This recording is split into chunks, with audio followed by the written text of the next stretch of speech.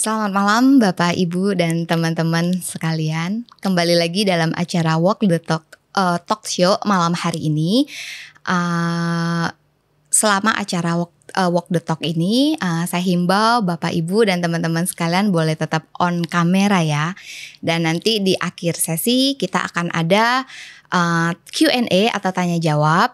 Apabila Bapak atau Ibu ingin bertanya, boleh langsung raise hand atau ketik pertanyaan di kolom chat dan langsung kirim kepada admin. Nah, malam hari ini ada yang seru nih, ada yang berbeda, ada yang spesial dari biasanya. Biasanya narasumbernya secara online, tapi malam hari ini narasumbernya datang ke studio. Tak perlu berlama-lama lagi, mari kita sambut Kak Endita Krista. Selamat malam Kak. Terima kasih Kak sudah hadir di studio kami. Dan seperti yang kita tahu bahwa tema malam hari ini adalah emotionally immature parents dan dampaknya bagi tumbuh kembang anak. Nah, ini temanya menarik dan penting sekali ya. Termasuk saya sebagai orang tua, apakah saya atau kita sebagai orang tua ada ketidakdewasaan emosi, dan kalaupun ada, bagaimana kita menanggapi hal tersebut? Iya. Nah, dalam acara malam hari ini kita akan didampingi sama Kak Endita Krista. Kak, aku boleh panggil Kak Krista aja kali boleh, ya? Biar lebih santai ya Kak. Iya, boleh. Kak Krista. Nah, Kak Krista ini adalah Early Childhood Educator, co-founder of Mama Guru, dan sekarang Kak Krista tinggal di New York dan juga sedang menyelesaikan S2 di Bank Street College ya Kak, bener ya? Wow, luar biasa sekali ya. Oke, tanpa perlu berlama-lama lagi, kita akan mendengarkan penjelasan ulasan dari Kak Krista. Boleh Kak, waktu dan tempat dipersilakan. Oke, thank you banget. Nah, judulnya hari ini ya, Emotionally Immature Parents. Sebetulnya ada buku yang diterbitkan, bukunya diterbitkan oleh orang Amerika sih, tentang Emotionally Immature Parents ini. Judulnya secara spesifik memang Emotionally Immature Parents dan Adult Children. Yang menurutku ini menarik sekali karena kenyataannya kita ini kan berharap orang dewasa yang lebih berperilaku dewasa. Tapi kenyataannya banyak orang dewasa yang sudah jadi orang tua tapi secara emosional dia nggak matang. Lalu akibatnya adalah anak-anak kecil yang dipaksa untuk jadi orang dewasa secara emosi. Nah, kalau dengar kata kunci hari ini, saya banyak mengulang kata-kata emosi ya. Nah, boleh di next slide. Saya ingin mengutip satu ayat Alkitab dari Amsal 4 ayat 23, yaitu jagalah hatimu dengan segala kewaspadaan, karena dari situlah terpancar kehidupan. Nah, kalau kita ngomong tentang jaga hati, itu pasti sangat erat hubungannya dengan emosi. Kalau ngomongin hati itu pasti kita pikirnya adalah ya apa yang kita rasakan, apa yang kita pikirkan itu jaga hati. Lalu kita gali lagi lebih dalam sebenarnya jaga hati itu seperti apa sih? Jaga hati itu kan gimana sih supaya kita tuh nggak kepancing emosi, nggak kita gampang marah-marah, kita nggak jadi batu sandungan sebagai orang Kristen. Kita mau jadi orang Kristen yang lemah lembut, sukacita, ya intinya 9 buah roh ya, bisa menguasai diri. Nah, menariknya kalau kita ngomong jaga hati ya, sebuah buah roh itu ya, punya kasih, sukacita, damai sejahtera, penguasaan diri. Sebetulnya gimana sih caranya? Gampang orang bilang bahwa kamu tuh harus sabar. Tapi gimana caranya sabar? Kamu harus menguasai diri. Tapi gimana caranya menguasai diri? Ternyata kalau kita ngomongin jaga hati, boleh di next slide, ada hubungannya dengan perkembangan otak. Jadi ini nggak sekedar sulit kalau kita ngomong orang yang mungkin otaknya belum berkembang secara matang, terus kita bilang kamu harus menguasai diri dong, kamu harus punya penguasaan diri dong. Itu sulit sekali karena menjaga hati itu ternyata nggak berhenti di hati doang, tapi ada hubungannya, erat hubungannya dengan otak. Nah, ini kita mau ngomongin sedikit tentang keilmuan, yaitu ngomongin tentang otak. Jadi kita harus dengerin firman Tuhan, tapi kita juga harus tahu bagaimana nih dengan otak. Otak juga pemberian Tuhan ya. Yuk kita boleh next slide, kita mau belajar tentang hubungannya seperti apa sih. Nah, ini otak kita. Ya, ini ada bagian-bagiannya kalau dibuat warna-warni ini. Lalu prinsip perkembangan otak adalah berkembang dari bawah ke atas. Jadi kalau kita lihat ya, itu yang bagian bawah ada breathing, heart rate, temperature. Itu di bagian yang warnanya ungu yang disebut dengan batang otak. Kalau baby baru lahir, maka otak bagian ini yang benar-benar matang. Jadi baby baru lahir ya dia baru bisa mengontrol bagaimana dia bernafas, detak jantungnya. Ini hal-hal yang sifatnya itu otomatis, yang sering disebut juga otak primitif karena dia benar-benar paling awal berkembang. Lalu naik ke atas dia balance and coordination. Nah ini juga ngomongin tentang mungkin anak-anak toddler yang mungkin anaknya sekarang baru usia 1 tahun, 2 tahun, banyak bergerak, gak bisa disuruh diam karena itu tahapan perkembangan otak dia. Lalu agak di bawah juga yang warnanya kuning itu ngomongin tentang emosi. Lalu naik lagi baru dia visual processing, perkembangan bahasa, dan yang paling atas, ini yang berkembang paling akhir adalah cara berpikir, pembentukan memori, dan perilaku. Nah, meskipun kita lihat ya di bagian bawah ini emosi yang warnanya kuning. Nah tadi kan kita sudah sebutkan ayat Alkitab yang berkata bahwa kita tuh harus menjaga hati kita. Menjaga hati itu kita perlu pertama adalah benar-benar mematangkan otak bagian emosi yang warnanya kuning ini. Supaya otak yang bagian merah itu bisa maksimal berkembang. Seperti kalau membangun rumah, kita perlu punya fondasi yang kuat baru kita bisa bikin dindingnya, atapnya, jendelanya. Nah, makanya emosi ini di bagian kuning ini justru bagian yang sering terlupakan oleh orang tua. Padahal kalau kuningnya ini ya berkembang dari bawah ke atas, yang kuning ini sudah matang, sempurna berkembang, yang atas ketika kita mau punya perilaku-perilaku pemikiran ini yang mempengaruhi apakah kita bisa menjaga hati kita dan melakukan perilaku-perilaku yang sesuai dengan kehendak Tuhan, sesuai dengan firman Tuhan. Dan ini yang sulit jujur. Kita baca Alkitab, dengar firman Tuhan, kita tahu yang mana yang benar, tapi yang sulit kan bukan tahu mana yang benar, tapi melakukan apa yang benar. Ini yang sulit. Kenapa? Karena ya ini banyak orang-orang yang masa kecilnya itu emosinya tidak distimulasi, emosinya tidak dihargai, emosinya tidak pernah diperhatikan oleh orang tuanya, sehingga ada gap yang terjadi antara emosi dengan perilakunya. Nah, coba kita next slide lagi. Ini lebih menarik lagi. Kita masih mau ngomongin tentang otak. Nah, otak itu bisa kita bagi, kalau kita analogikan seperti rumah, kita bisa bagi ada lantai atas dan lantai bawah. Nah, kalau saya nemu gambar ini perfect banget karena otak rumah yang lantai atas ini lagi pembangunan ya. Yang lantai bawah sudah jadi, kelihatan yang atasnya itu gentengnya belum jadi, masih lubang-lubang. Nah, karena otak anak khususnya itu juga seperti ini. Lantai atas itu yang tugasnya untuk berpikir, membuat rencana, mengambil keputusan. Nah, yang lantai atas nih ya, yang surprisingly adalah ternyata baru sampai usia 20 tahunan baru berkembang. Nah, yang lantai bawah itu yang hubungannya tentang detak jantung, yang fungsi-fungsi otomatis, lalu emosi, merasakan emosi, itu lantai bawah. Nah, yuk kita next lagi. Lantai bawah ini posisi anak-anak usia dini. Anak-anak kita yang usia dini itu sebenarnya 0 sampai 8 tahun ya. Jadi bukan hanya sekedar di TK doang, tapi sampai SD kelas 1 kelas 2 itu sebenarnya adalah usia dini.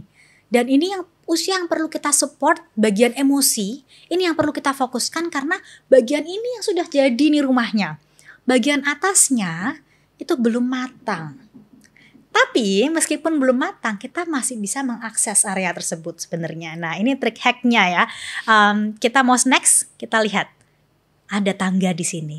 Dan sebenarnya semua anak-anak pun dan anak-anak itu punya kemampuan untuk mengakses otak lantai atasnya tadi itu dengan bantuan tangga ini. Ini bagian terpenting dari analogi rumah 2 lantai ini. Ya, tangga ini kan menghubungkan antara lantai 1 dan lantai 2. Ini cara kita bisa membantu anak untuk menggunakan kemampuan berpikir dia.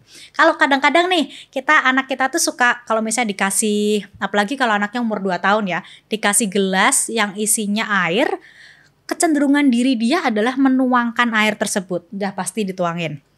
Atau kadang-kadang dia suka yang mulai iseng tuh ya, rambutnya dipotong sendiri gitu kan. Rambutnya dipotong sendiri, terus kadang-kadang orang tuanya kesel kan, kenapa kamu gak bisa mikir ya? Karena memang dia belum mengakses otak bagian atasnya itu.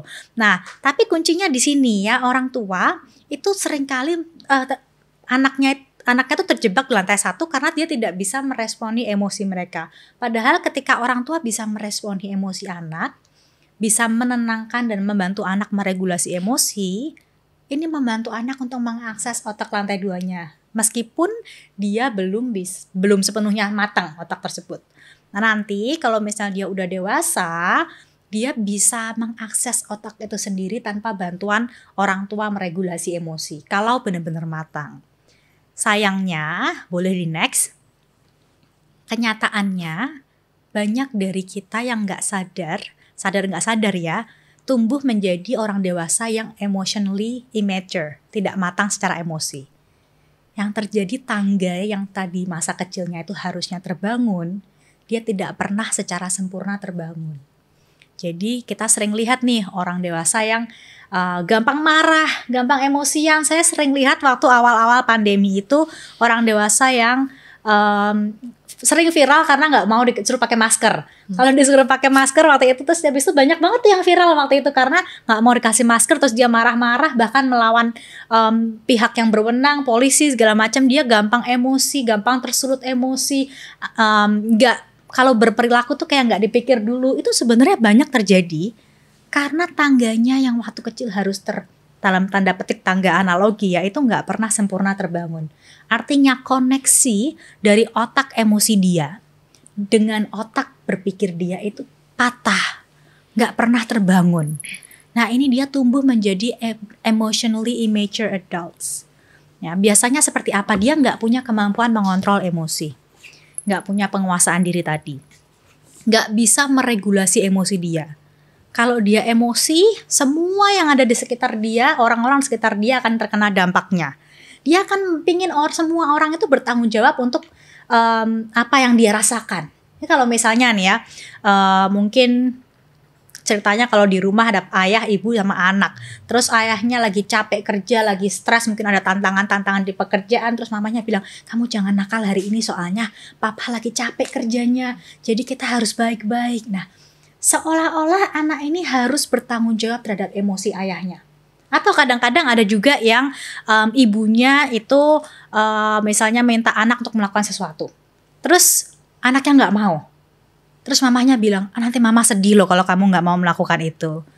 Ini seolah-olah memang anak harus bertanggung jawab terhadap apa yang dirasakan oleh orang tua. Ini yang disebut dengan adult children. Anak-anak yang harusnya di usia kecil itu tadi ya, yang baru matang adalah otak emosi dia, tapi dia jadi bertanggung jawab dalam tanda petik untuk ini menjadi adult dalam keluarga.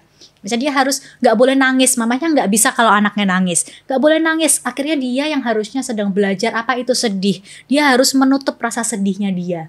Supaya apa ya? Supaya mamahnya nggak merasa sedih ketika nangis, atau mamahnya nggak marah ketika anaknya nangis. Ini sering kali terjadi. Orang dewasa yang emotionally immature nggak bisa meresponi emosi anak dan nggak bisa bahkan menerima emosi anak yang muncul. Kenapa? Karena buat dia sendiri kebutuhan emosinya tuh belum terpenuhi. Waktu kecil nggak pernah terpenuhi. Waktu kecil kalau nangis dimarahin. Jadi sampai besar kalau nangis masuk kamar nggak boleh ada yang lihat. Seolah-olah menangis atau merasa sedih itu salah. Nggak boleh marah. Nggak boleh ada emosi-emosi yang besar. Jadi anak-anaknya pun juga dipaksa untuk seperti itu. Itu sering terjadi. Nah, saya punya orang tua murid di New York. Dia sangat tidak bisa mendengar anaknya menangis. Jadi kalau misalnya anaknya menangis, yang tadinya dia dan kebetulan anak itu memang nangisnya kenceng banget. Jadi kalau misalnya dia udah sampai di pintu keluar sekolah, dia dengar anaknya itu nangis, dia akan langsung lari dan dia akan langsung gendong anaknya itu. Dia langsung kayak nggak boleh nangis ya, kamu harus happy ya. Nah, ternyata setelah seiring berjalannya waktu itu cukup mengganggu transisi antara rumah dan sekolah. Lalu kita sempat kasih tahu parents itu dan kita berusaha bilang bahwa it's okay loh untuk anak nangis. Ini wajar. Nangis itu sebenarnya cara anak untuk merilis emosi-emosi negatif, merilis stres. Jadi fun fact tentang menangis bahwa ketika kita menangis itu di setiap butiran air mata yang menetes itu ada senyawa kimia hormon oksitosin, yaitu hormon stres. Jadi literally itu air mata itu mengeluarkan stres. Makanya kadang kalau kita habis nangis meskipun masalahnya nggak selesai, kita agak tenangan dikit. Karena hormon stres itu benar-benar mengalir keluar. Dan saya rasa Tuhan Yesus memberikan ini sedemikian merancang air mata yang keluar, ada oksitosin yang keluar itu pasti juga ada tujuannya gitu. Jadi anak nangis itu boleh, dan kita coba kasih tahu orang tua itu ya waktu itu nggak apa-apa. Tapi dia ternyata benar-benar nggak bisa menerima. Dia bilang, aku nggak bisa dengar anakku nangis. Jadi di rumah anakku tidak pernah menangis. Kalau misalnya menangis dikit, apapun yang dia mau aku kasih. Aku benar-benar nggak bisa, itu jadi trigger banget. Bahkan waktu itu anaknya itu punya banyak masalah perilaku ya. Dia suka gigit temennya di sekolah. Jadi kita mau ajak diskusi orang tua kan. Untuk ini gimana nih kita mau atur strategi supaya bisa mensupport anak ini. Baru meeting di ruangan yang terpisah. Ruangannya nggak gitu jauh sebenarnya, ruangannya udah tertutup. Dengar anaknya nangis dia langsung lari keluar. Bahkan dengar anak lain yang nangis. Padahal bukan anaknya dia langsung, itu siapa tuh, anakku bukan. Langsung panik. Kalau sampai anakku, aku harus langsung lari dan harus langsung datengin anakku. Kenapa? Karena dia tidak bisa menerima emosi tersebut. Dia nggak bisa merasakan anakku tuh punya emosi yang besar. Nah, coba boleh next lagi. Kita mau lihat. Nah, emosi. Kalau dari tadi aku ngomongin emosi.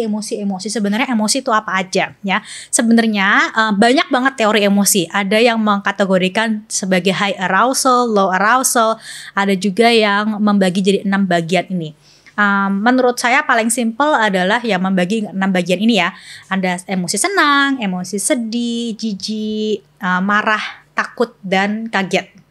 Nah oke, kita mau next lagi. Nah ini ada satu film, saya nggak tahu nih pada nonton apa enggak. Tapi film ini sebenarnya kalau ada yang belum nonton sih saya rekomen banget nonton. Karena film ini kaya banget dengan pembelajaran tentang otak. Nah ini judulnya Inside Out, filmnya Pixar. Dan di film ini ceritanya itu ada 5 emosi yang hidup di dalam seorang anak perempuan gitu. Nah emosi ini ternyata akan mengatur kehidupan si anak perempuan ini, mengatur bagaimana dia reacting dengan hal-hal yang terjadi di sekitar dia. Ceritanya nih yang di tengah ini adalah emosi bahagia, dan dia pingin selalu in charge dalam kehidupan anak itu. Dia pingin semua yang terjadi di sekitar kehidupan anak ini adalah diresponi dengan bahagia. Nah, yang si sebelahnya yang warna biru ini adalah emosi sedih. Dan dia itu dipaksa kayak, kamu tuh nggak boleh deket-deket sama si anak perempuan ini. Dikasih kayak area sendiri di mana kamu di sini aja deh. Pokoknya kamu jangan sampai in charge, kamu jangan sampai bikin anak ini sedih. Dianggap bahwa si sedih ini yang biru ini dianggap sebagai sesuatu yang negatif. Nah, singkat cerita di akhir itu ternyata justru emosi sedih ini yang bisa menenangkan anak itu di akhir. Jadi sebenarnya tidak ada emosi yang buruk. Yang ada hanya emosi yang tidak bisa dikelola oleh orang tersebut. Dan ini sesuatu yang perlu dipelajari di usia dini karena ini tahapan anak. Karena tadi ya otak itu berkembang dari bawah ke atas, yang bagian tengah tadi itu adalah bagian emosi. Jadi belajarnya bukan nanti ketika udah gede, tapi sekarang di usia dini mereka perlu belajar dari yang mengenal emosi dulu, melabeli emosi dulu. Terus juga dari yang paling dasar adalah menerima kalau dia nangis, kalau dia merasa sedih, it's okay untuk merasa sedih dan marah dan takut gitu. Bukan berarti ada emosi-emosi yang buruk yang tidak boleh mereka rasakan. Kita manusia nggak bisa menghindari emosi tertentu. Sampai kita dewasa pun kita nggak mungkin selalu bahagia doang. Pasti ada kalanya kita sedih, ada kalanya kita takut, ada kalanya kita marah. Tapi yang penting adalah bagaimana kita bisa meresponi hal-hal tersebut dengan bijaksana. Gimana kita bisa meresponi hal-hal tersebut tanpa mengakibatkan hal-hal yang negatif. Nah, saya punya murid satu lagi, ini agak berbeda lagi ya kasusnya. Tapi ini murid saya juga di New York. Dia masih 2,5 tahun. Dan setiap hari ketika dia dijemput sama mamahnya itu selalu bilang gini, gimana hari ini? Kamu happy kan? Harus happy ya. Nah, jadi sebelum dia sempet cerita tentang apa yang dialami, mamanya tuh sudah kayak put expectation bahwa happy kan, happy ya hari ini ya. Otomatis anaknya melihat bahwa oh, mamaku ini expect aku happy. Akhirnya dia akan bilang yes, I'm happy. Tapi nggak pernah ada space untuk anak ini mengekspresikan emosi-emosi yang lain. Bisa jadi, saya juga banyak dapat cerita dari DM Instagram saya, orang tua yang saat ini udah jadi orang tua, orang dewasa, tapi dia kesulitan untuk menceritakan apa yang jadi emosi dia. Jadi aku ngerasa nggak enak sih, tapi aku nggak tahu nih aku mengalami emosi apa, atau mereka nggak berani untuk menyampaikan emosi-emosi tersebut.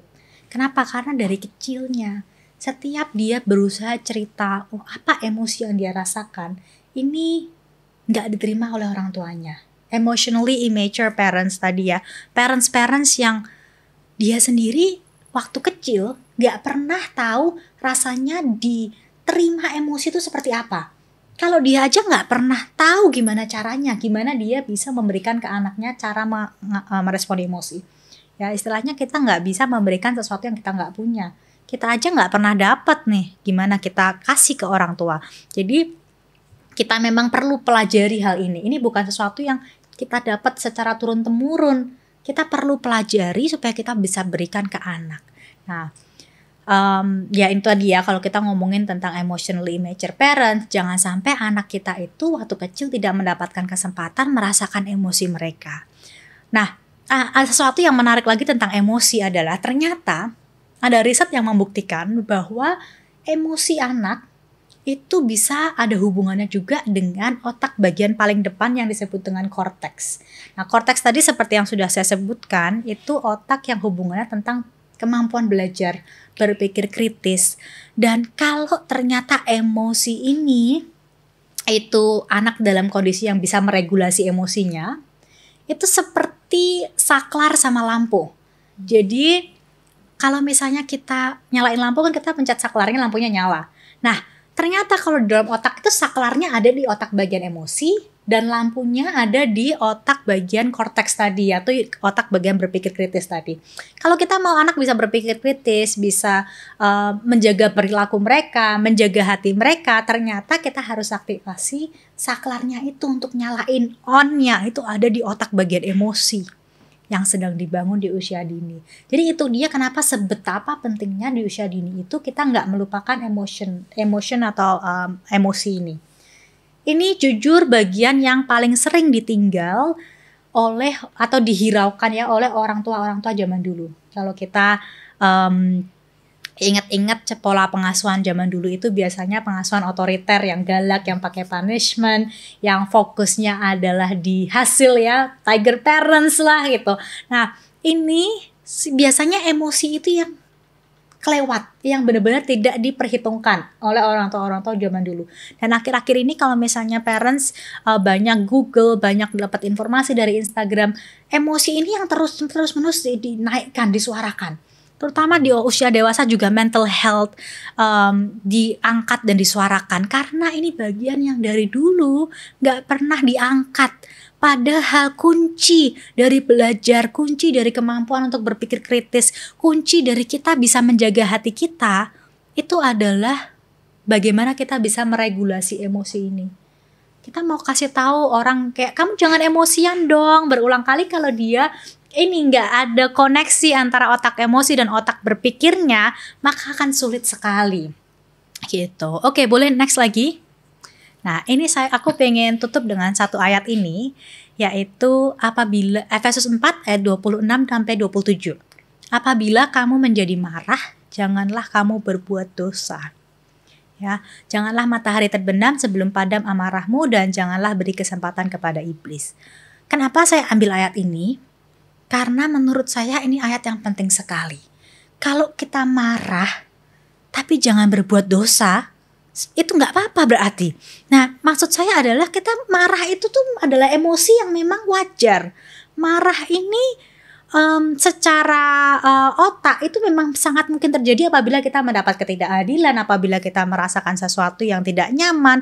Ini pasti manusiawi sangat terjadi. Bahkan Tuhan Yesus juga pernah marah ya ketika rumah ibadah digunakan untuk berjualan. Tuhan Yesus juga pernah marah. Tetapi ketika kita marah, jangan berbuat dosa, jangan melukai hati anak-anak kita, jangan berlama-lama. Karena ini, dan saya rasa ini benar-benar align dengan ilmu otak, ilmu neuroscience. Karena ketika orang tua marah sama anak berkelanjutan, ini kan disebut ya, janganlah sampai matahari terbenam, janganlah matahari terbenam sebelum padam amarahmu. Kalau orang tua marah berkelanjutan, apalagi intens dan dalam jumlah waktu yang panjang dengan anak, biasanya pertama akan melukai hubungan anak dengan orang tua. Kedua, secara otak itu bisa menimbulkan stres. Nah, stres yang berkepanjangan dalam durasi yang tinggi tingkatnya, intensitasnya, itu sering juga dikenal dengan toxic stress. Dan berdasarkan riset dari Harvard University, ada 3 bagian, 3 pilar penting pendidikan anak usia dini. Yang terakhir adalah menghindari toxic stress. Karena toxic stress itu benar-benar istilahnya merontokkan, mungkin boleh, that's the best word ya, merontokkan otak, jaringan-jaringan otak anak.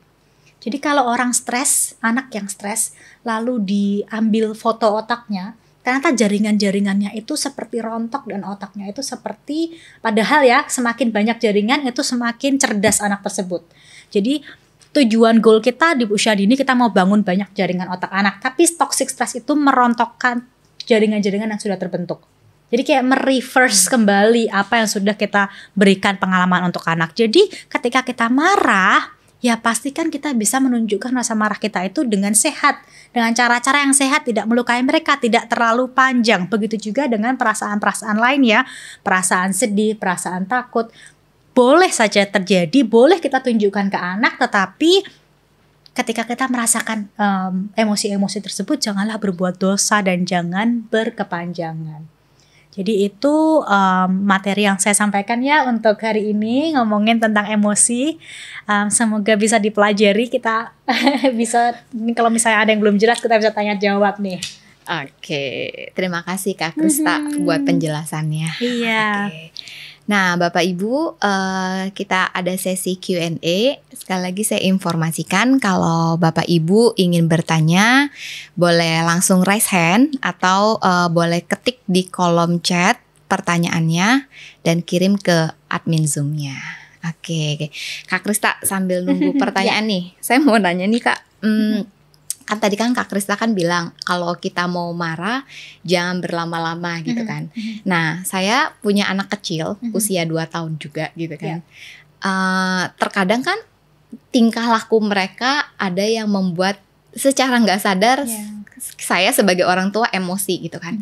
Tapi ketika dia melakukannya saya marah, terus saya minta maaf kalau saya salah gitu kan. Tapi ketika besoknya dia berbuat seperti itu lagi, saya marah lagi gitu kan.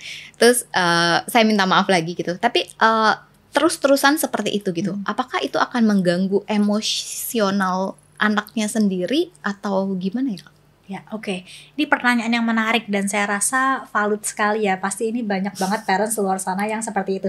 Kita udah marah, harapannya kan ya udah jangan diulang lagi dong. Nah, tapi pertama-tama anak itu belum bisa benar-benar berpikir bahwa oke, kemarin aku udah melakukan ini, lalu dia belum punya kemampuan otak untuk planning. Ini yang tadi otak paling belakang, yang paling atas, yang paling terakhir berkembangnya. Jadi ini bertujuan untuk planning. Jadi dia belum ngerti nih, oke, mama aku kemarin marah karena aku berlaku seperti ini, jadi besok jangan diulang lagi supaya mamaku jangan marah lagi. Dia belum bisa membuat koneksi tersebut. Makanya kenapa kok saya juga kurang setuju dengan metode punishment, karena metode tersebut secara otak tuh gak efektif untuk anak. Yang ada adalah merusak hubungan antara anak dengan orang tua. Lalu bagaimana? Biasanya ini dia kenapa orang tua juga perlu banyak belajar, karena seringkali kalau hal-hal yang diulang anak itu cuman puncak gunung esnya. Tapi kalau seperti gunung es ya, kalau ngerti gambaran gunung es itu kan ada puncaknya dan bagian dalam air itu biasanya ada bagian yang lebih besar. Nah, biasanya bagian dalamnya itu yang berupa kebutuhan anak, kebutuhan yang tidak terpenuhi, itu yang perlu kita address. Apa nih? Apakah kebutuhan perkembangan yang memang misalnya anak lempar-lempar? Iya. Anak lempar-lempar itu sebenarnya adalah kebutuhan perkembangan yang memang perlu mereka lakukan. Jadi orang tua bisanya redirect, kalau yang tadinya lempar-lemparnya ke jendela, jadi akhirnya resiko jendelanya pecah. Nah, kita coba kasih yuk area yang aman untuk anak lempar-lempar. Nah, jadi kalau kebutuhan developmental seperti itu, tapi banyak juga kebutuhan emosi, kebutuhan perhatian dari orang tua misalnya. Nah, itu yang harus kita cari tahu supaya, jadi istilahnya bukan anaknya yang harus put in work supaya orang tua nggak marah, tapi orang tua yang harus sebagai emotionally mature parents, kita yang harus put in work gimana memahami anak yang mereka punya hak untuk jadi emotionally immature children gitu. Berat ya jadi orang tua. Bener. Sangat berat. Betul. Iya. Oke, ini udah ada yang raise hand, boleh? Siapa? Oke, Suryani. Oke, boleh. Cisur. Waktu dan tempat dipersilakan. Ya, shalom. Shalom. Shalom, halo. Halo, ya. Halo. Ya, Kedengaran nggak ya? kedengaran. Oke, yang nanya bukan Cisur, tapi Kokosur. Ya. Oke. Ya, jadi tadi disebutkan nggak setuju ya dengan metode punishment ya. Tapi sementara kalau kita sama-sama baca di Alkitab kan disebut barang siapa ku kasihi, ia ku tegur dan ku hajar gitu. Dan bahkan di Amsal, saya lupa Amsal berapa, dia bilang bahkan bisa menggunakan tongkat, dibilang gitu. Nah, lalu metode seperti apa yang dimaksud dalam Alkitab ini kalau berbicara dihajar kan berupa punishment ya, seperti itu. Jadi punishmentnya yang seperti apa yang baik untuk si anak sendiri? Iya, soalnya jujur aja sih kalau kita tuh kalau memang anaknya kayak ngulang-ngulang kesalahan, terus kita sebagai orang tua emang gak kesel. Terus biasa nih kita suka pukulan dengan cara adalah kita pukul pangkatnya sih, kita pukul pangkatnya. Terus anaknya kan suka maunya dihak, maunya dikis. Jadi punishment-nya tuh kadang kita suka, oke, kalau kamu nggak bisa nurut, mama nggak mau hak-hak lagi ya, mama nggak mau kiss-kiss lagi ya. Nah kalau kayak gitu dia akan merasa bersalah dan dia akan minta maaf, baru kita akan hak dan kiss dia lagi gitu. Apakah itu boleh? Diulangin nggak, Mom? Habis dia minta maaf. Diulangin nggak habis dia minta maaf? Diulangin ya. Oh, diulangin lagi. Iya. Oke. Ya, oke. Nah, thank you pertanyaannya. Thank you, Ci. Oke. Ya, saya terus terang nggak bisa menjelaskan secara dalam, tapi saya sendiri pernah mencari informasi tentang hal ini karena ini ayat Alkitab yang paling sering di-quote oleh parents, khususnya orang parents Kristiani ya, paling sering, hajarlah dengan rotan. Kan oke, berarti dapat license nih dari Tuhan Yesus, aku hajar pakai rotan. Saya pun waktu kecil juga dapat tuh hajaran dengan rotan.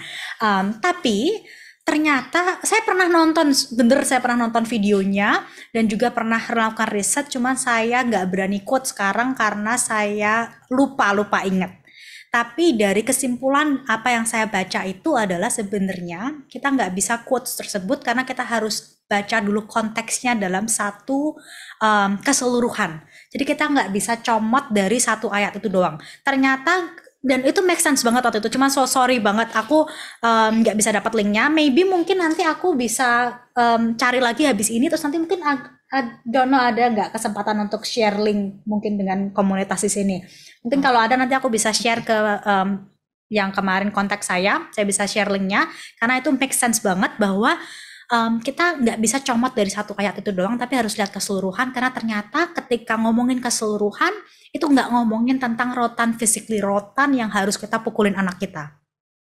Dan itu make sense banget juga dengan saya yakin firman Tuhan itu dari dulu, sekarang, dan selamanya benar adanya, ya kan? Jadi kalau misalnya itu benar adanya zaman dulu, itu memang mereka belum bisa melakukan brain scan untuk melihat apa yang terjadi di otak anak ketika orang dewasa melakukan punishment, melakukan pukulan dengan rotan.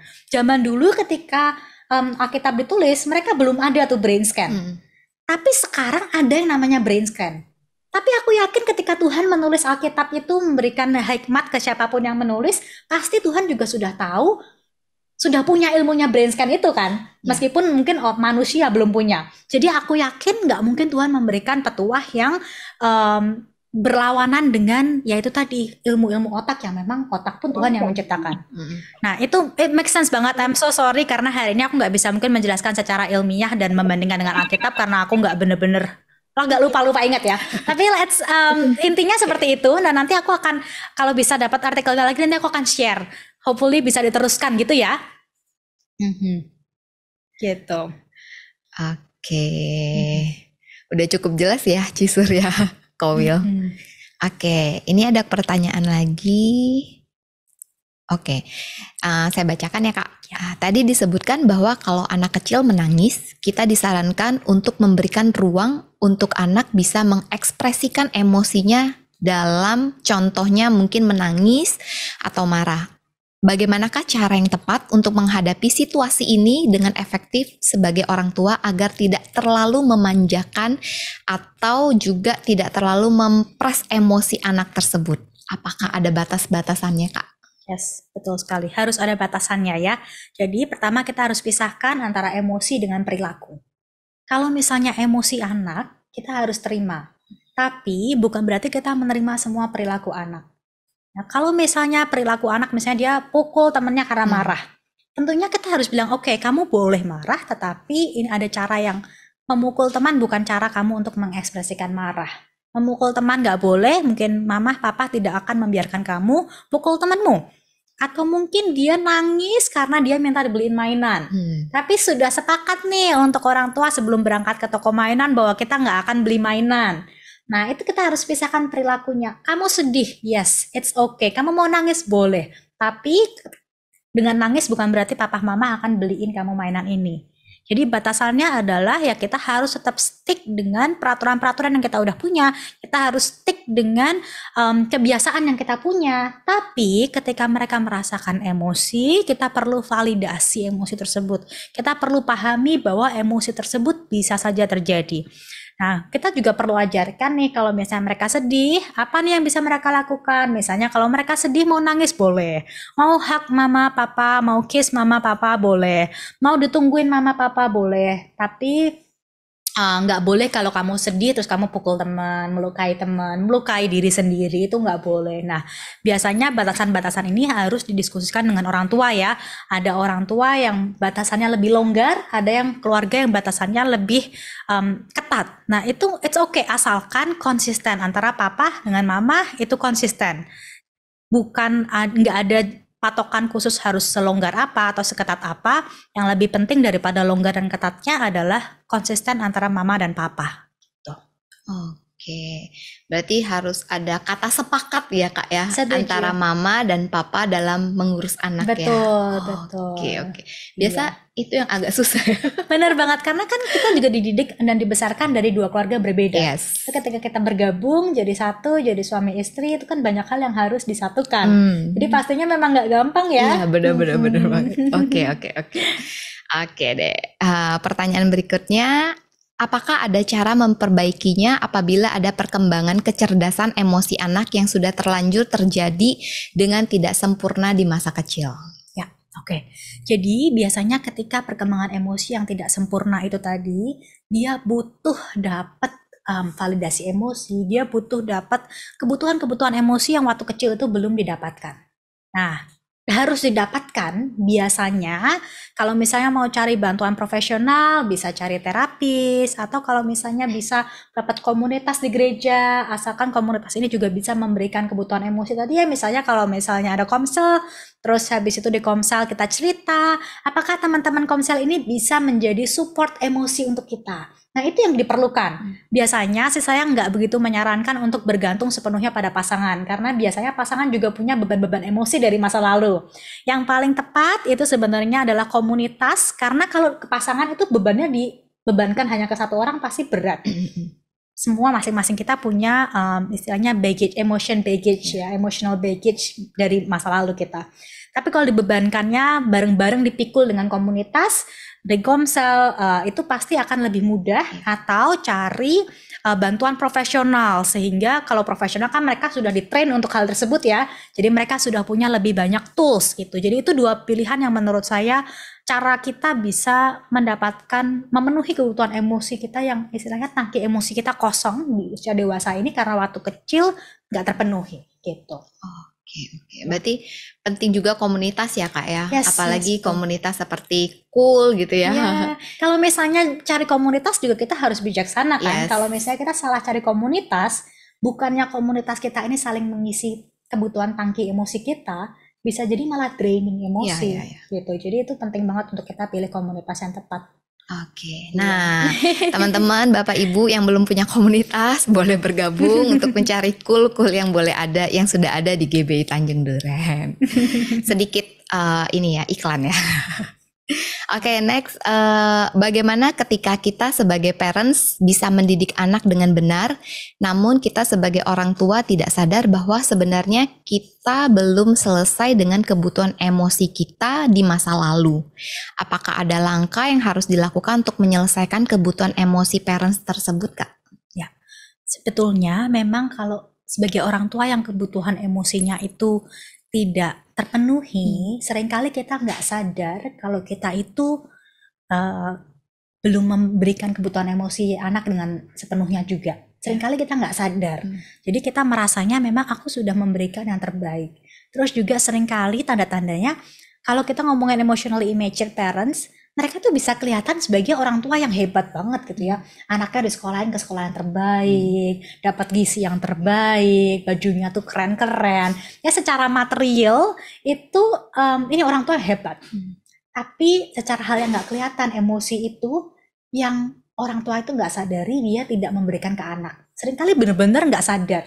Nah, tapi kalau misalnya butuh latihan dan butuh kita banyak terbuka, open minded ya untuk belajar, untuk kita bisa aware. Dan aware itu adalah langkah pertama menuju kita yang lebih baik kan. Nah, kalau misalnya kita sudah aware, terus gimana? Nah, menurut saya pertama adalah kita nggak bisa menuntut bahwa ketika kita sudah aware lalu kita bisa berubah jadi lebih baik atau berubah sepenuhnya sempurna langsung. Tapi kita perlu take it one step at a time. Mungkin kita belum bisa membantu anak meregulasi emosi dia. Tapi kita baru bisa sampai di tahap aku menerima emosi anakku. Jadi kalau anak nangis nggak kita marahin. Atau mungkin kita baru bisa di tahap validasi emosi anak. Kalau misalnya anak nangis, kita bantu anak untuk ya, it's okay kamu nangis. Mungkin baru ada di tahap itu. It's okay. Jadi cari step-step sederhana yang memang bisa membantu kita. Kalau kita masih merasa ini kok sulit banget ya, aku nggak bisa ya. Artinya berarti memang perlu bantuan profesional untuk memenuhi kebutuhan emosi kita. Yang tadi sudah saya bilang ya, mau profesional, mau komunitas, menurut saya itu dua hal yang bisa kita lakukan, cari. Oke. Berarti jadi orang tua itu susah ya Kak? Ya, setuju. Belajar terus. Benar. Benar. Iya. Karena setiap anak pasti punya masalah yang berbeda-beda. Betul. Meskipun anak dari orang tua yang sama, anak pertama, kedua itu benar-benar bisa berbeda banget kebutuhannya. Karakternya bisa beda gitu ya Kak ya? Karakternya bisa beda, kebutuhannya bisa beda, bisa totally 180 derajat beda. Berarti kita sebagai orang tua pun harus anak satu belajar lagi, anak dua belajar lagi, terus belajar gitu ya? Nggak habis-habis belajarnya sebenarnya. Orang tua tidak habis untuk belajar. Betul, ya. Oke, pertanyaan selanjutnya. Shalom, untuk orang dewasa yang sudah berada di usia di atas 20 tahun namun belum menikah, bagaimana jika ada tangga yang patah sehingga tidak klik antara emosi dan keputusan? Apa yang bisa diperbaiki dan dilakukan? Ya, boleh Kak. Ya, sebenarnya sama ya, tapi menurut saya ini adalah waktu-waktu terbaik sebelum menikah untuk mencari memperbaiki tangga dalam tanda petik analogi tadi. Karena kalau misalnya sudah menikah pasti akan ada banyak lagi tantangan baru. Jadi kalau belum menikah dan sudah sadar, ini waktu yang terbaik untuk berusaha work on ourselves. yang mengenali emosi kita, mungkin as simple dengan melabel emosi kita, melakukan menerima emosi kita. Kalau biasanya saya pun juga masih belajar terus sampai sekarang, kalau misalnya saya melakukan kesalahan, saya suka nyalahin diri saya sendiri juga. Kayak I'm too hard on myself. Kalau misalnya aku salah, kenapa sih kok kamu salah, kok nggak mikir dulu sih? Nah, tapi aku aware bahwa sebenarnya aku jangan nyalahin diriku sendiri, kayak kenapa kok aku nih justru lebih berat, lebih keras ke diriku daripada lebih keras ke orang lain gitu kan. Nah, hal simple dengan kita aware, kita bisa berusaha reverse. Dan kembali lagi, ini akan sulit perjalanan memperbaiki emosi ini, pelajaran mengenal emosi ini, pelajaran yang nggak simple dan nggak singkat. Jadi kalau misalnya ya ada pepatah juga yang bilang ya, if you want to walk fast, you walk alone. But if you want to walk far, walk together. Jadi nggak bisa dijalani sendiri. Ya, harus coba cari orang-orang yang bisa support kita dalam perjalanan ini. Karena ini nggak 1 hari, 2 hari, seminggu, 2 minggu kita bisa memperbaiki tadi tangga analogi tadi ya. Perlu waktu. Gitu. Butuh orang-orang juga ya Kak yang mendukung. Betul. Oke. Iya. Oke, next, bagaimana orang tua harus meresponi kalau anak berontak sampai teriak-teriak ke orang tua? Ya, ini saya juga pengen tahu ya sebenarnya usia berapa, karena cara menanganinya pasti berbeda tergantung usianya. Kalau misalnya anak usia dini ya 0 sampai 6 tahun, sebenarnya 0 sampai 3 tahun ya, aku akan bilang 0 sampai 3 tahun biasanya kita perlu cari tahu berontaknya itu kebutuhan apa yang terjadi. Kalau sudah usia 3 tahun sampai 6 tahun, bahkan di atas 6 tahun, biasanya seringkali anak berontak itu karena mencari koneksi dengan orang tua. Ya istilahnya hubungannya pahit dengan orang tua. Hubungannya nggak dekat dengan orang tua, sehingga dia cenderung berontak. Nah, biasanya kalau di bawah 3 tahun hal ini belum muncul. Tapi kalau sudah 3 tahun sudah bisa loh, semudah itu. Usia 3 tahun itu sudah mulai bisa merekam emosi. Kalau di bawah 3 tahun tuh emosi-emosi yang terekam, pengalaman-pengalaman tuh masuknya ke alam bawah sadar. Tapi kalau sudah 3 tahun, itu biasanya dia sudah sadar dengan pengalaman-pengalaman yang dia rasakan. Jadi ini banyak mulai kepahitan-kepahitan terbentuk di usia tersebut. Nah, kalau terbawa terus, nanti akan lebih sulit semakin anak usianya besar. Makanya banyak teenager yang udah mulai, kalau dikasih tahu orang tuanya rasanya sensitif, padahal dikasih taunya tuh hal yang sederhana, cuman kayak diminta ini dong, bisa bantu cuci piring nggak? Itu bisa langsung meledak, marah. Yang sensitif banget, hal ini dikit ya membangkang, langsung teriak-teriak melawan orang tua. Biasanya karena dia butuh koneksi, craving connection yang aku bilang ya. Jadi bisa jatuh. Jadi bisa kita ajak anak untuk mungkin orang tua bisa meluangkan waktu dengan anak untuk quality time, untuk dengerin anak, as simple as dengerin anak, kasih pujian ke anak. Itu hal-hal yang bisa dilakukan orang tua ya untuk memperbaiki koneksi ini. Dan pastinya kalau semakin anaknya gede, ini perlu waktu lebih panjang untuk memperbaiki koneksi yang sudah rusak gitu. Benar banget. Berarti sedari dia kecil kita harus bangun hubungan ya antara orang tua dan dengan anak. Betul. Tapi apakah anak yang usia masih kecil 2 tahun mereka akan bisa ngerekam ya tentang kasih sayang seorang orang tua gitu? Ya, justru sebenarnya di usia 0 sampai 18 bulan ini ada teori yang terkenal namanya teori psikososial dari Erik Erikson. 0 sampai 18 bulan itu adalah tahap di mana anak membangun trust dengan orang tua. Jadi meskipun mungkin mereka nggak ingat orang tuanya melek malam-malam, ini ya gantiin popoknya dia, tak kasih susu, dia nggak ingat. Tapi tubuhnya dia dan otaknya dia ingat dan membangun trust dengan orang tua. Dan ternyata trust ini akan jadi fondasi terus-menerus membangun sifatnya akumulatif ke tahapan-tahapan selanjutnya. Tahapan selanjutnya itu adalah anak yang mulai merasa ragu-ragu, ataukah dia anak yang berani punya otonomi. Nah, itu semuanya basisnya adalah trust tersebut. Nah, jadi 0 sampai 18 bulan justru itu masa sensitif pembentukan trust. Oke. Penting sekali berarti ya hubungannya ya Kak ya. Betul. Oke, pertanyaan berikutnya, apakah mungkin bisa share pengalaman mendidik toddler yang berkesan? Ya, oke. Ya, saya sharekan pengalaman ini di saya waktu itu sempat dapat kesempatan bicara di TEDx Talk, dan ini pengalaman yang menurut saya sangat berkesan. Jadi waktu itu di New York, saya dapat punya banyak pengalaman di New York. Jadi di New York itu waktu itu winter, dan waktu itu lagi dingin banget. Ini saya pertama kali pengalaman winter di New York. Jadi saya tuh nggak prepare, saya pakai jaket itu kurang tebel. Waktu itu -1 derajat. Jadi udah gitu nggak pengalaman kan, orang saya lahir dan gede di Indonesia ya, dimana kita tuh selalu panas. Jadi begitu dapat -1 derajat tuh aku nggak kebayang aku perlu pakai baju setebel apa. Jadi adalah aku pakai baju tipis, akhirnya kedinginan kan. Tapi setiap hari itu kita harus ajak anak-anak, murid-murid saya itu jalan keluar. Karena anak-anak itu memang butuh juga ya experience di outdoor, itu menenangkan buat mereka. Jadi kita jalanlah keluar, yang dimana ini memang setiap hari itu kita ajak mereka jalan, melewati jalanan yang sama, rute yang sama. Terus kebetulan itu juga lagi tinggi-tingginya Delta COVID. Jadi menuju perjalanan ke taman itu ada pusat tes COVID yang karena lagi tinggi-tingginya Delta, itu bener-bener panjangnya itu sampai 2 blok. Panjang banget. Nah kebetulan waktu aku ajak jalan si muridku ini, nggak tahu kenapa, entah kenapa itu si anak nangis. Ini anaknya umur 2 tahun ya, nangis, dia jatuhin badan dia, guling-guling di lantai gitu ya. Dan saya mau tarik juga dia nggak mau, dia teriak-teriak. Dan jangan lupa itu di dekat testing COVID center yang panjangnya 2 blok. Jadi semua tuh ngeliatin kayak kenapa nih guru ini kayaknya nggak bisa pegang anak nih, anak nangis dibiarin aja sama si guru gitu kan. Terus ternyata saya coba ajak ngomong anaknya, kenapa kok nangis gitu kan. Ternyata usut punya usut, udah gitu si anak belum begitu bisa ngomong. Ya anak ini bilingual, jadi dia ngomongnya juga agak belakangan gitu kan.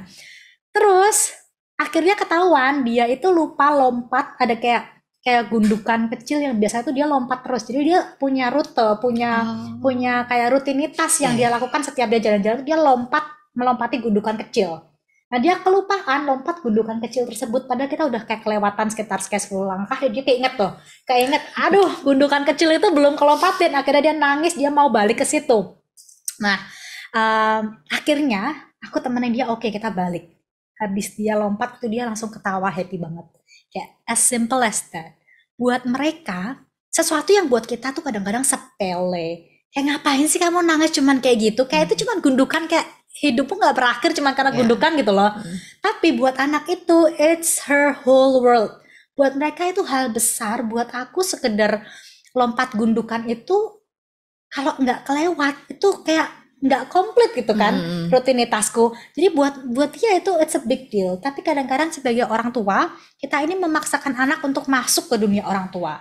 Kita memaksakan anak untuk memahami kita, goal kita, tujuan kita, harapan kita, kamu harus ikutin. Bukannya kita ngikutin dunia mereka. Dunia mereka as simple as what's in front of me. Ada gundukan, aku biasa selalu lewatin. Dan aku maunya dunia anak usia toddler itu dia nggak punya banyak kontrol. Nah akhirnya kalau misalnya as simple as aku pengen lompat, itu kontrol buat dia. Ketika dia bisa dapatkan, dia merasa tenang. Jadi itu pengalaman yang berkesan banget buat aku, karena itu kondisi aku kedinginan, aku balik jalan lagi untuk biar dia bisa lompat gitu kan. Nah tapi hal-hal seperti ini juga kita perlu terbuka ya, supaya anak-anak itu juga merasa bahwa oke, orang tua, orang dewasa di sekitarku, orang tua aku itu care sama aku dan paham bahwa aku tuh punya keinginan juga, bukan cuma keinginan orang tua aku aja gitu. Berarti setiap anak punya keinginan dan kita sebagai orang tua nggak harus selalu memenuhi keinginan anak ya.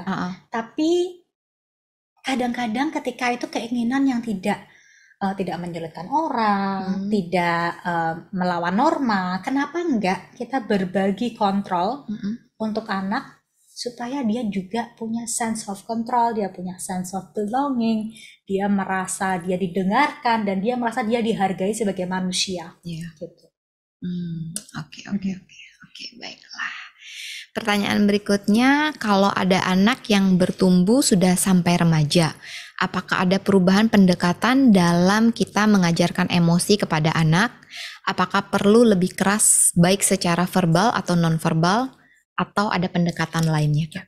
Justru menurut saya udah nggak bisa lebih keras lagi, ya, karena ketika kita dengan anak remaja sama anak toddler tuh beda banget. Anak toddler kontrolnya masih kita pegang sebagai orang dewasa. Ya, kalau kita nggak mau ya nggak mau dia nangis gitu, dia nggak bisa dapat apapun. Tapi anak remaja kalau misalnya kita bilang nggak mau, dia bohong. Dia sudah punya lebih banyak kontrol, sudah punya banyak hal yang bisa dia lakukan, dia juga sudah punya banyak ide untuk melawan kita. Jadi justru nggak bisa makin kita kerasin, maka dia akan semakin cari jalan belakang. Jadi yang ada justru kita harus mengambil pendekatan yang friendly dengan dia. Kasih open-ended discussion, diskusi yang terbuka. Anggap diri anak remaja itu bakal lebih banyak cerita ke teman-temannya dibandingkan ke orang tuanya. Jadi kalau misalnya orang tuanya bisa mengambil peran juga di mana dia terbuka seperti sama teman, nggak judgy dengan anak-anak remaja tersebut, maka justru mereka akan lebih bisa punya hubungan yang baik dengan orang tua. Dan kalau punya hubungan yang lebih baik, otomatis anak juga akan lebih dengerin orang tuanya. Gitu. Oke. Berarti orang tua juga harus sebagai sahabat, sebagai teman ya buat anak-anak remaja. Iya benar. Kalau enggak, pendekatannya mesti berubah loh. Iya benar. Oke.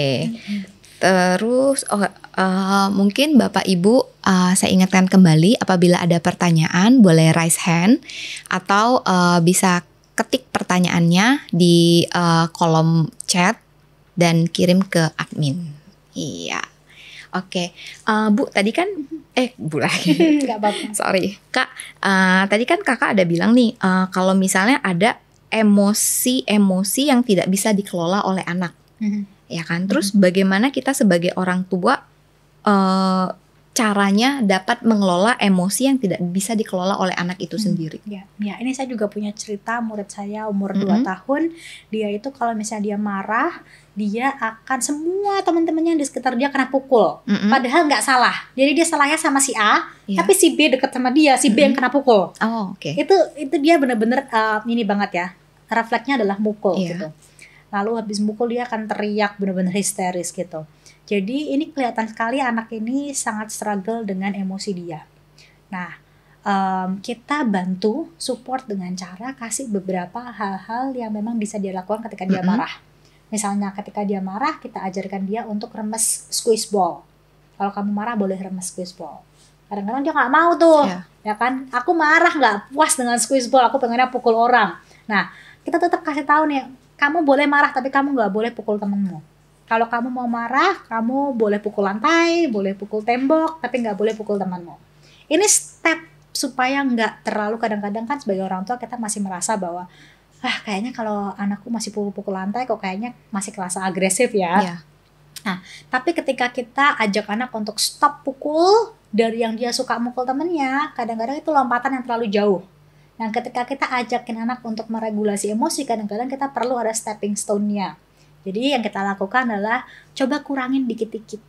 Misalnya bisa juga nih ya, kita amati. Biasanya anak ini lepas kendali emosi ketika apa ya? Misalnya ketika dia nggak bisa buka botol minumnya sendiri. Nah mungkin kita coba ganti botol minum yang lebih mudah dibuka. Ya supaya dia bisa membantu mengurangi frustrasinya. Nah itu hal-hal yang kita juga bisa lakukan. Kira-kira gimana supaya kita membantu proses belajar anak ini jadi sedikit lebih mudah buat dia.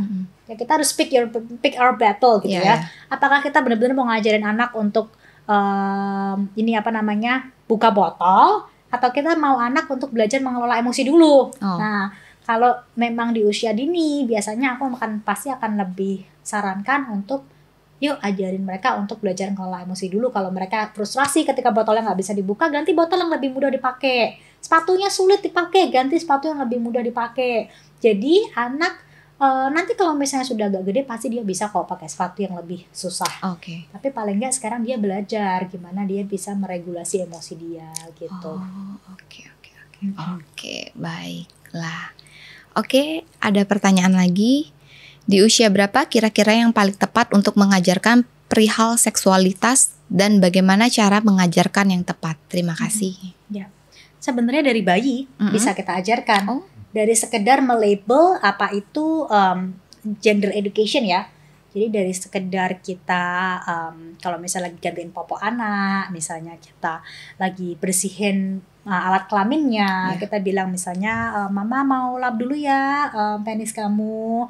Nah, itu hal sederhana yang mungkin meskipun masih baby, anak itu belum bisa bilang penis, belum bisa bilang vagina, tapi orang tua melabel hal tersebut. Ketika anak tuh bisa membaca pattern dari kata-kata kita.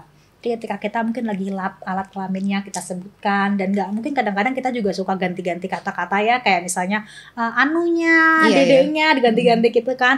Nah, padahal sebenarnya ketika kita ganti-ganti kata tersebut bukan menggunakan kata-kata aslinya, itu mengajarkan anak bahwa ini bagian tubuh yang aku tuh harus merasa shame gitu ya dengan bagian tubuh ini, makanya aku harus ganti-ganti kata-katanya.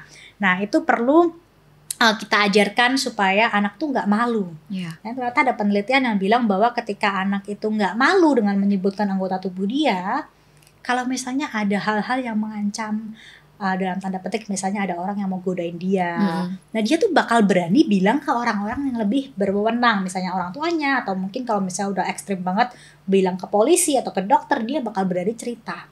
Atau kalau misalnya dia merasa ada sesuatu yang nggak nyaman dari anggota tubuh tersebut, dia bakal berani cerita. Tapi kalau misalnya kita dari kecil tuh kayak udah malu, ini di bahasanya pun diganti-ganti gitu ya, itu cenderung anak jadi beneran malu dan nggak mau cerita kalau ada apa-apa yang terjadi dengan dia. Nah itu, terus habis itu dari usia dini, dari usia kayak 2 tahun gitu, kita udah bisa ajarin anak untuk tahu bagian tubuh mana yang boleh dipegang, siapa yang boleh pegang dia, itu sudah bisa diajarin. Nah supaya, karena ternyata kalau kita ngomongin tentang pelecehan seksual tuh banyak juga yang dilakukan oleh orang yang dikenal oleh anak tersebut. Jadi bukan hanya orang-orang yang nggak dikenal anak sebenarnya. Jadi dia perlu bener-bener, termasuk juga ini hal simpel yang seringkali kelupaan, yaitu menerima kata no dari anak. Kalau misalnya anak itu, misalnya kadang-kadang kan kita juga kesel ya kalau anak bilang, no nggak mau, mandi yuk, no, sikat gigi yuk, no, kita kesel kan. Tapi ketika kita selalu ignore kata no anak jadi belajar bahwa kata-kata no itu tidak punya power. Lalu ketika suatu saat ada orang yang mau pegang-pegang anggota tubuh privat dia nggak berani bilang no, karena di konsep pikiran dia adalah percuma aku bilang no, karena mama papaku nggak pernah menghargai aku ketika bilang no. Jadi percuma aku bilang no. Mungkin kalau aku bilang no sama orang ini juga bakal kayak nggak peduli dengan apa yang aku bilang no ini. Nah jadi ketika anak bilang no, misalnya kita as simple as kita lagi bercanda sama anak, kelitikin anak gitu, terus habis itu anak bilang no gitu kan, kita stop. Kenapa? Karena kita mau anak tahu bahwa no itu punya power gitu. Ini menantang sih, saya tahu, karena kadang-kadang kita sebel kan kalau anak-anak bilang no terus kita disuruh apa, no mama, disuruh ini no mama gitu. Kadang kita kesal sendiri, kita marah sendiri. Ternyata berpengaruh juga ya Kak ya. Iya betul. Ngomongin konsen ya, anak tuh juga harus belajar tentang konsen kan. Kalau misalnya kita lagi gantiin popok anak, mama gantiin dulu ya, mama buka celananya ya, sekedar kita minta izin kayak gitu, itu membentuk anak tahu bahwa kalau ada orang mau pegang tubuhku tuh dia harus minta izin dulu, dan aku bisa bilang no. Kalau kita nggak pernah minta izin, kayak kita ganti popok itu kita langsung kayak angkat anaknya, buka masak lagi, nggak pernah ada berusaha minta izin, mereka kalau misalnya suatu saat ada orang yang mau pegang dia tanpa izin, dia well that's how it works. Mama aku juga nggak pernah minta izin sama aku gitu. Oke. Baiklah. Penting juga berarti peranan orang tua ya Kak ya dalam masa dini ya. Betul, anak-anak. Penting banget, krusial banget. Oke deh. Sudah tidak. Apakah masih ada pertanyaan lagi? Oke. Saya infokan kembali kalau misalnya ingin bertanya, Bapak Ibu, teman-teman boleh raise hand atau bisa ketik di kolom chat dan dikirim ke admin Zoom-nya. Ada lagi nih. Halo Kak, saya mau tanya, kebetulan saya guru sekolah minggu. Bagaimana cara menghadapi atau menghandle apabila dalam kelas yang saya ajar ada 1 atau 2 anak yang cukup mengganggu teman-teman lain, sehingga cukup menghambat proses kelas sekolah minggu yang ada. Apakah ada cara efektif dalam menangani kondisi seperti itu? Silakan Kak.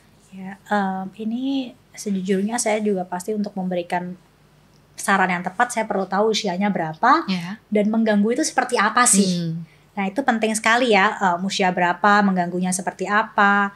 Kalau secara general sih, saya rasa ketika anak berperilaku yang kita anggap negatif, biasanya itu anak membutuhkan koneksi.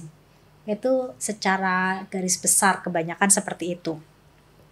Jadi ketika kita melihat anak kok kayaknya mengganggu terus, nggak bisa engage dalam pembelajaran di sekolah minggu, mungkin kita justru perlu deketin dia untuk kita engage, ajak diskusi, ajak kita main bareng, atau mungkin gimana kita bisa engage anak ini gitu ya. Nah ini memang jadi tantangan kalau guru sekolah minggunya kurang, karena itu banyak tuh biasanya sering punya masalah karena muridnya banyak, guru sekolah minggunya nggak banyak. Nah kalau itu memang agak sulit gitu ya. Jadi pasti ada sih hal-hal yang memang kita bisa buat strategi kelas ya, tapi itu pasti tergantung usianya. Jadi saya kurang bisa menjawab kalau kurang datanya gitu. Berarti lebih ke pendekatan sama anaknya ya Kak ya? Iya betul. Dan juga sama kalau misalnya anak nggak menghargai guru sekolah minggunya, nggak punya hubungan yang dekat dengan guru sekolah minggunya, mereka juga cenderung nggak akan dengerin gurunya. Iya sih, benar-benar. Tapi kalau mereka punya dekat sama guru sekolah minggunya, biasanya ketika guru sekolah minggu itu ngomong, dia akan lebih dengerin gitu. Berarti penting juga ya hubungan antara guru dan murid. Betul. Sehingga bisa tercipta kondisi yang kondusif di dalam kelasnya. Betul, ya. Oke, ini ada pertanyaan Kak Us. Oh, ada yang raise hand, boleh? Raise hand siapa? Cisur. Oh, Cisur, silahkan Ci. Belum selesai Ci pertanyaannya ya. Hubung anaknya, aku punya anak nih Kak. Umurnya tuh hampir 3 tahun, cewek. Jadi dia ini tuh kan biasa lah karena melihat mamanya tuh melakukan semua hal, sapu, ngepel, apa kayak gitu kan, semua keperluan pekerjaan rumah tangga. Jadi dia ini tuh sukanya tuh kayak ngambil pisau, biru, nggak boleh dong.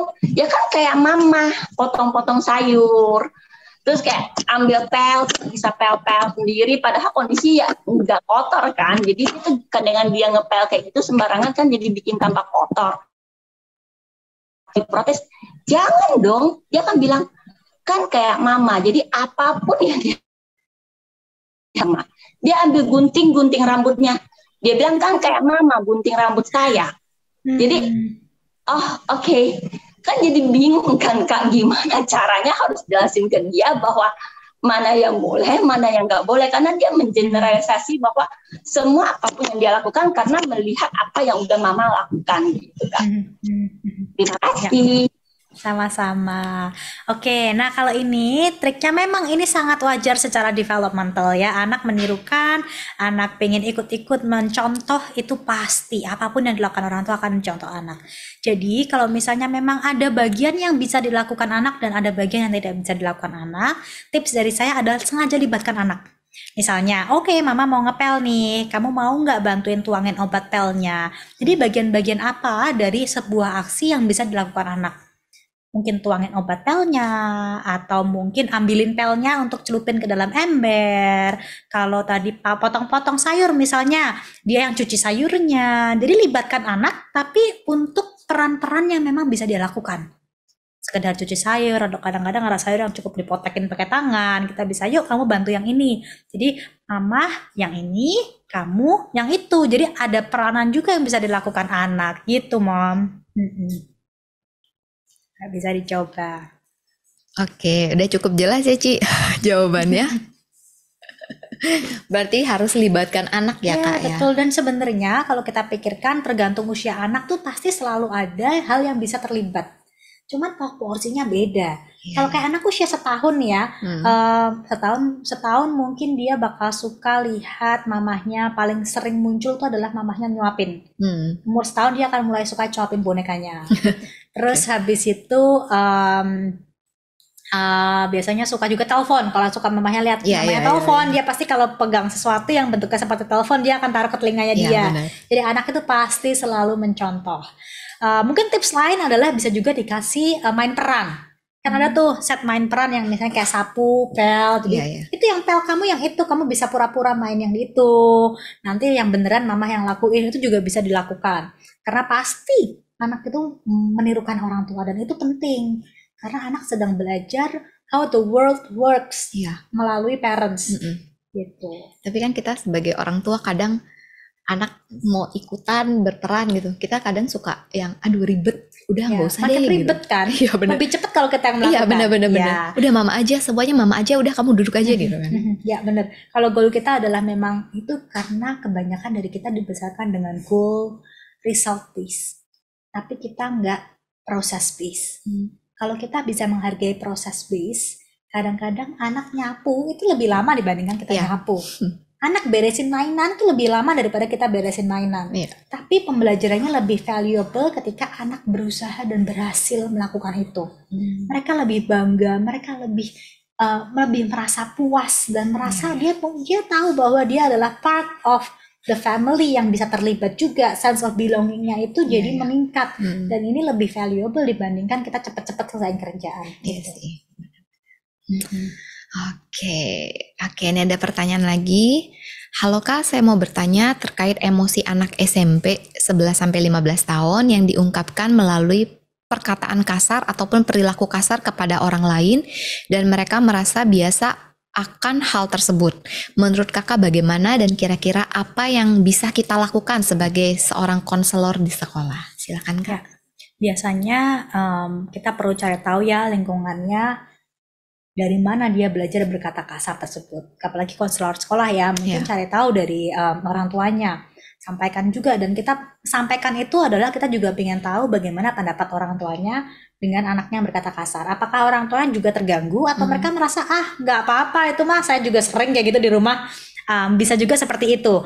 Jadi pertama cari tahu dulu, gali informasi sebanyak-banyaknya, dapetin data sebanyak-banyaknya. Data itu bisa dari rumahnya, mungkin orang tua juga bisa tanyain tentang kakek neneknya ada nggak yang seperti itu, ada perubahan apa nggak yang terjadi di rumah. Kadang-kadang bisa jadi perkataan kasar itu muncul karena ada perubahan besar dalam kehidupan anak yang membuat anak merasa stres. Nah itu mungkin terjadi. Jadi cari data sebanyak-banyak, ada perubahan apa nih yang terjadi di rumah. Terus atau mungkin teman-teman sekelasnya banyak nggak yang ngomong seperti itu juga. Nah mungkin nanti dari data-data tersebut kita bisa tahu nih sebenarnya kenapa.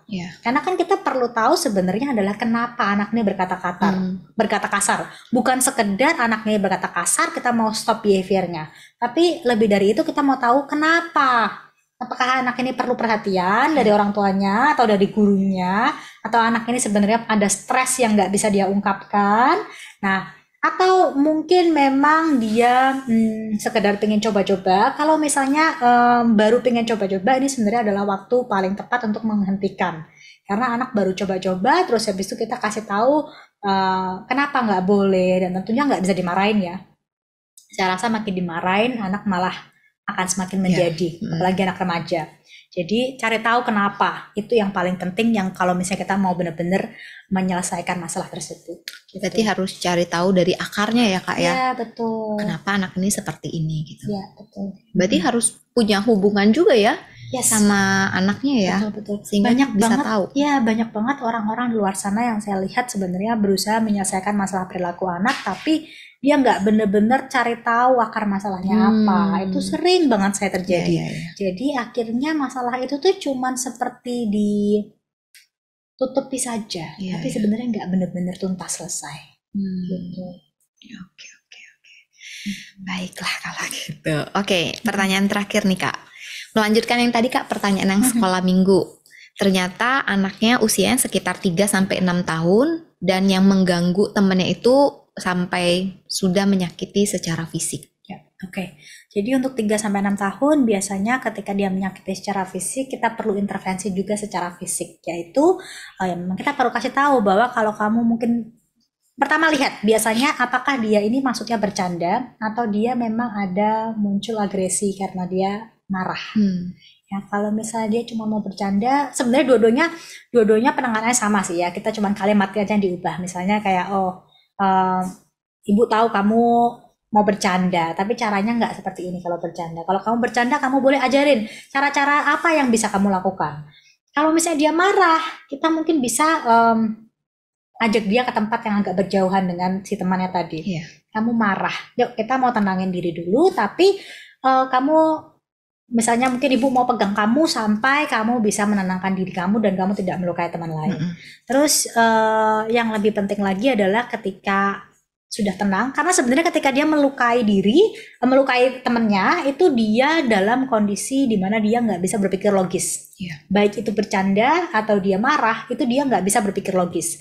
Dia mesti ditenangin dulu, kita mesti bantu dia untuk meregulasi emosi, agak tenang dikit. Bisa jadi dengan hitung 1-10, bisa jadi dengan tarik nafas, hembuskan, bisa jadi dengan kita alihkan perhatian dia. Ada banyak strategi. Kalau dia udah agak tenang, kita ajak dia untuk, kamu tahu nggak tadi apa yang terjadi ketika kamu pukul misalnya, atau ketika kamu tendang? Ternyata temanmu merasakan sakit loh. Yuk kita cek teman kamu apa yang sedang dia rasakan sekarang. Nah, kita ajak dia untuk aware dengan sebab akibat. Ketika dia mukul, ternyata temannya sakit, temannya ternyata sedih ketika dipukul. Terus ajak dia untuk, yuk kita minta maaf. Atau kalau ada yang luka, yuk kita bantu obati. Nah, itu yang bisa kita lakukan ya.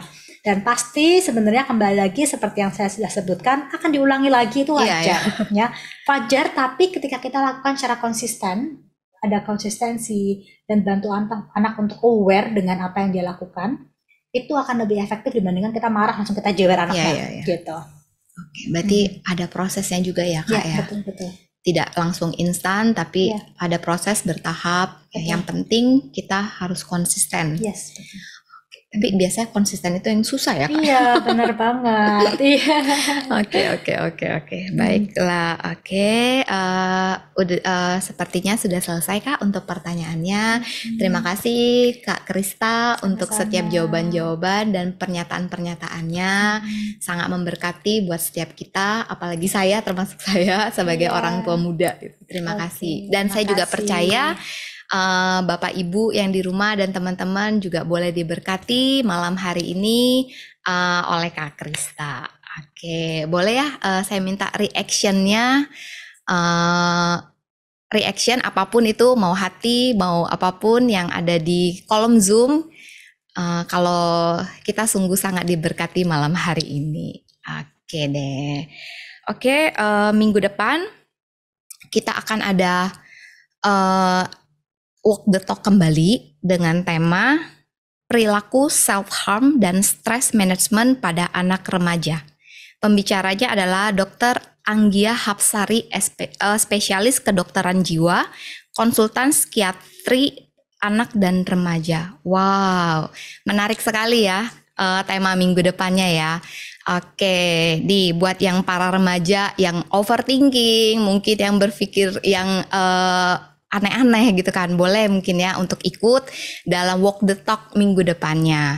Nah, bagi Bapak, Ibu atau teman-teman yang sudah mendaftar, tidak perlu untuk mendaftarkan kembali. Tetapi apabila Bapak, Ibu dan teman-teman ingin mengajak rekan, teman, saudara untuk ikut dalam Walk the Talk minggu depan, Bapak, Ibu rekannya bisa join dengan klik QR yang ada. Oke deh. Nah, sebelum kita mengakhiri, sebelum kita doa tutup juga, saya mau ngucapin terima kasih lagi nih buat Kak Krista ya. Saya pribadi belum punya anak kebetulan, apalagi baru 1 minggu menikah. Nyicil ya. Nyicil. Nah, ini belajar dulu bener. Saya dengerin dari tadi di belakang bagaimana caranya ngajarin anak kecil. Ternyata susah ya. Oke, ya thank you banget Kak. Sama-sama. Apalagi dari New York ya. Tadi dari New York ya langsung ke sini. Oh enggak. Oke, kakaknya tinggal di Semarang ya. Betul. Nah, jadi Kak Krista ini lagi ada event ya, Bapak Ibu Saudara lagi ada event di Jakarta dan menyempatkan diri untuk hadir ke studio kita di GB Tanjung Duren. Jadi memang ya spesial lah gitu ya. Kita kali ini ada kedatangan narasumber yang bisa hadir secara onsite. Thank you sekali lagi ya Kak. Sama-sama.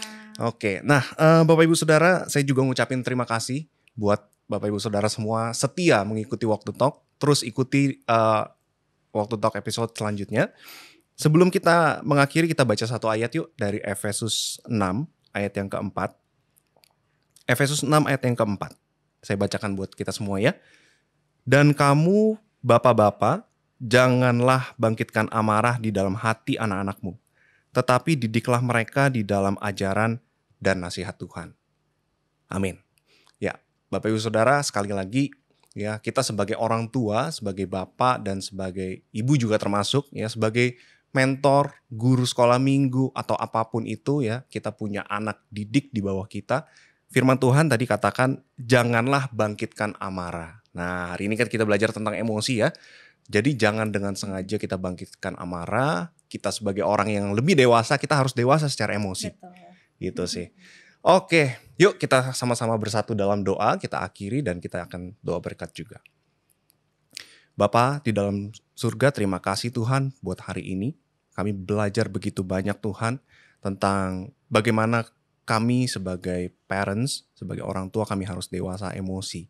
Karena kami sangat berpengaruh Tuhan. Kami percaya kami sangat berpengaruh terhadap anak-anak kami. Terhadap generasi-generasi yang ada di depan kami ini Tuhan. Bapak, kami minta apa yang kami pelajari hari ini Tuhan itu boleh termeteraikan dalam hidup kami. Dan kami boleh mengaplikasikannya, mempraktekannya dalam kehidupan sehari-hari kami Tuhan. Engkau yang memampukan kami Tuhan. Mungkin beberapa dari kami masih bingung bagaimana cara melakukannya. Tapi kami percaya ketika kami berharap bersama Tuhan, kami mengandalkan Tuhan dan kami terus mengajarkan anak-anak kami takut akan Engkau. Kami percaya kami sanggup Tuhan untuk mendidik mereka sesuai dengan firman Tuhan. Terima kasih Bapa, kami juga berdoa untuk Kak Krista Tuhan yang sudah hadir ke tempat ini, mengajarkan kami banyak hal Tuhan. Kami berdoa biar Kak Krista boleh diberkati berlimpah-limpah. Tuhan boleh pakai dia dimanapun dia berada Tuhan. Kalau dia sedang menyelesaikan studi di Amerika, Tuhan pakai. Dia boleh menyelesaikan studinya dengan baik. Dan terus jadi berkat khususnya buat anak-anak toddlers Tuhan. Terima kasih Tuhan Yesus. Kami juga berdoa untuk Walk the Talk selanjutnya Tuhan.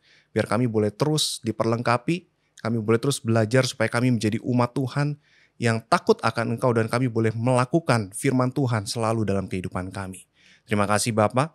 Sebentar kami akan berpisah Tuhan. Mari Bapak Ibu Saudara boleh angkat kedua tanganmu. Dan biarlah berkat yang sempurna itu boleh tercurah daripada Bapa. Kasih karunia di dalam Tuhan Yesus Kristus dan persekutuan yang manis dengan Roh Kudus menyertai kehidupan kita. Dari saat ini sampai Tuhan datang kedua kali dan sampai selama-lamanya. Di dalam nama Tuhan Yesus yang sudah berdoa kita sama-sama katakan, amin.